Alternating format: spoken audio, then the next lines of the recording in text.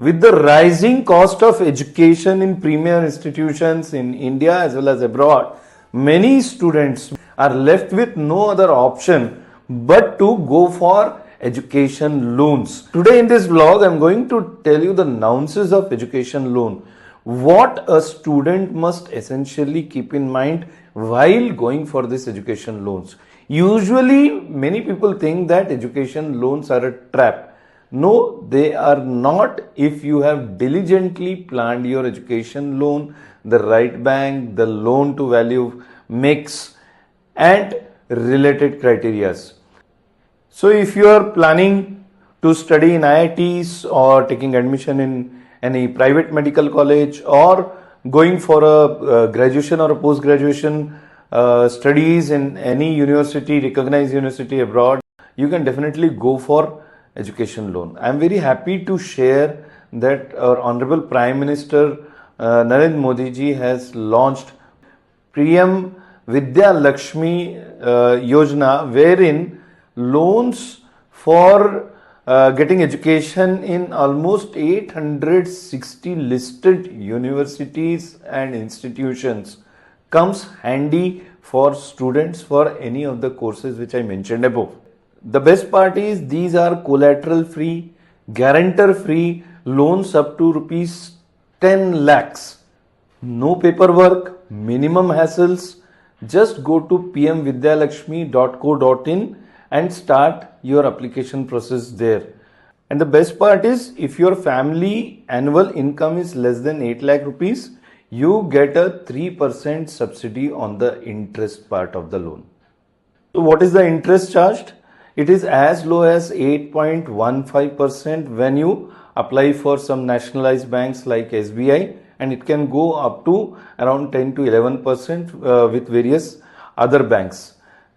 And also this loan qualifies under section 80E, under which for the next 8 years you can claim deductions when you file your income tax returns.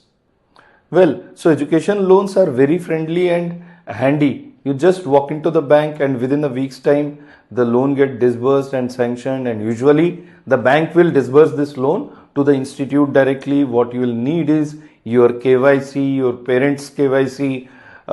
If you have a PAN card, you might be required to produce a PAN card, and also the institute admission letters. These are the basic formalities, your photograph, your DigiLocker ID, etc., APAR ID, all these including Aadhaar card, and all these KYC documents are very common these days. So it's very easy to get a education loan. But I have one caution here.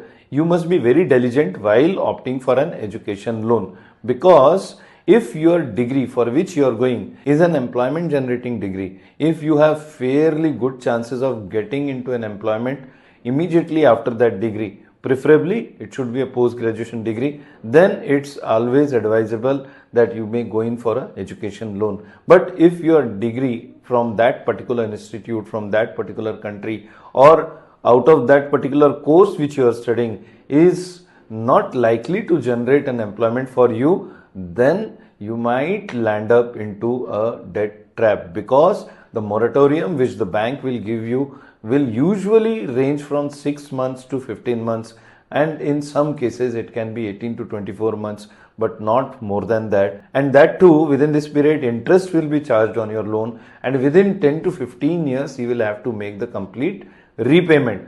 If you don't plan properly to make repayments of the education loan, and if you don't get into right employment opportunity so that you are able to make the payment of EMIs, this might be a problem for you. While education loans have become very easy nowadays, one should be diligent in opting for an education loan. If you need more information regarding education loans, please feel free to contact us on the numbers given. Wish you all the best. I am Dr. Ajit Varvankar, career counselor and psychologist, myaglakadam.com.